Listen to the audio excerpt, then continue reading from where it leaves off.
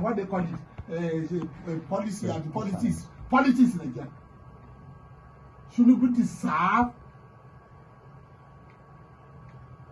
to be honored emeritus professor of politics. Tinubu deserve.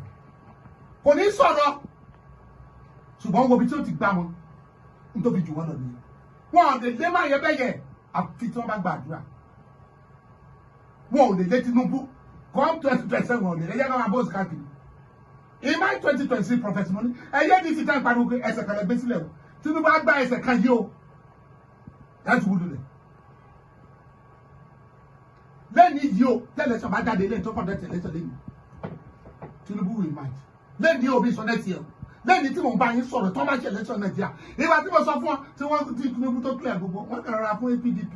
Wọ́n kàn fún ní ìbàjẹ́ máa ń gbọ́ pé ìwọ bàńkẹ̀ jẹ́ ọjọ́ kejì ẹ̀rẹ̀ ẹ̀dí káàmù sọ́dọ̀ wọn. Ọlọ́run nìkan ló lè yọ Tinubu kì í ṣe àwọn wọ̀nyí. Torí pé mo rí àwọn wọ̀nyí tí wọ́n ń tẹ̀lé Àtíkù yìí. Bíi pé it's just an inordinate ambition and selfishness and hatred for Tinubu and Yorùbá nítorí wà lọ́kàn wọn. Why don't you plan? Why are you shouting? So the talent is very. The talent is very Tinubu. Tinubu ajẹ́ mọ̀mọ́. Tẹ̀fẹ́ lébẹ̀. Àbá àwọn gbàjà òsín bẹ̀. Torí pé àwọn náà sọ̀rọ̀. Bẹ́ẹ̀ ṣe lé yẹn. Wọ́n tó bá fẹ́ mọ̀ bọ̀ kọ́sà. Ìgbà tẹ́ ẹ lé Jonathan. Torí Tinubu wà lọ́dọ̀ yín ló ń fún yín lọ́wọ́. Tinubu ló fún yín ní gbogbo ọwọ́ tẹ́ ẹ fi lé. Ìgbà tí Tinubu fẹ́ lé Jonathan ẹ̀wọ̀ gbọ́n. Ọlọ́wọ́ ni Tinubu. Jagaban. Ifá. Ó wò ó ta lè gbé níbí tó lè takò máa ó lọ mú Buhari wá. Ó wò ó táwọn àwọn Christian ṣe lè support wa ó lọ mú Ọ̀ṣínbàjò. Ó bẹ̀ kó Ọ̀ṣínbàjò close mọ́ bàbá Adébóyè. Ó dẹ̀ mọ̀ pé Ọ̀ṣínbàjò is a official pastor. Ó ti mọ̀ wípé àwọn Christian á support ẹwọ ọgbọ́n tó lò nǹkan tó pa wọn yìí. Tálẹ̀ mú jáde níbẹ̀ sí ẹ̀ lé òbí kiri ẹ̀ lé kiri kan káàkiri òbí káàkiri òbí náà máa kọ̀ọ̀fẹ́ sí. Ẹ gbàgbé àwọn ní ibi pẹ́tẹ́ Ọlọ́run nìkan ni àwọn people wọ̀nyí they are not serious.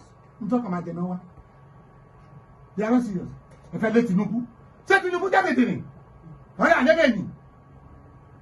Ẹ fẹ́ lébẹ̀ yẹ ṣé mo ṣe lé nìyẹn? Kò ṣe lébẹ̀. Tí mo sọ níbẹ̀ nìyẹn.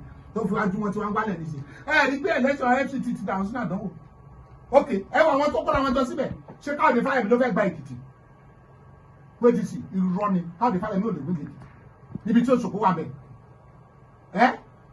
Tí Báwo wà bẹ̀. Ṣẹ́gun Òní wà bẹ̀. Ó lè fẹ́ gbà á.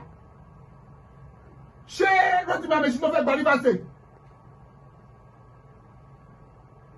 Níbi tí Wike ṣọ́ọ̀ṣọ̀ wà. Abẹ́rẹ́ ìtọ́jú ọjọ́ ìwé ti ṣọ́ọ̀ṣọ̀ Wike náà wà nígbà. Ṣé òun ló fẹ́ gbà? Ó lè fẹ́ gbà. Ta ló fẹ́ gbà? Ta ló fẹ́ gbà bíá?